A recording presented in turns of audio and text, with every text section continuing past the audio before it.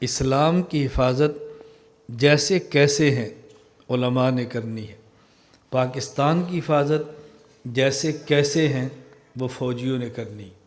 اس لیے علماء کے خلاف بھی ذہن سازی مت کریں اور افواج اور اداروں کے خلاف بھی ذہن سازی مت کریں۔ میں اس پر بات تفصیل کے ساتھ کر چکا ہوں، اس لیے میں بارہا کہتا ہوں کہ دو باتیں ذہن نشین فرما لیں۔ میں قسم بھی اٹھاؤں تو حانث نہیں ہوں، قیامت کے دن بھی میں آپ کا مجرم ہوں اگر میں یہ باتیں کسی کے کہنے پر کرتا ہوں۔ ہمارا ایک مزاج بنا ہوا ہے، ہم بکے ہوئے چند لوگوں کی زبان سے جملے سنتے ہیں اور وہی کو بندہ غیرت کے ساتھ پاکستان کی حفاظت میں کرتا ہے تو ہم سمجھتے دونوں ایک ہی کیٹیگری کے لوگ ہیں، حالانکہ ایسا ہرگز نہیں ہوتا۔ یہ فیصلے قیامت کے دن ہوں گے، اچھی طرح ذہن نشین فرما لیں۔ میں اس لیے کہتا ہوں اپنا ایک ذہن بنا لیں اور دو جملے دل کی تختیوں پر نوٹ رکھیں۔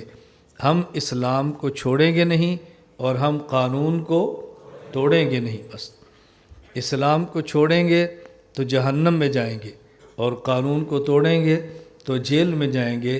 میں چاہتا ہوں کہ ہمارا متعلق، ہمارا مرید، ہمارا دوست وہ جیل سے بھی بچے اور یہ جہنم سے بھی بچے۔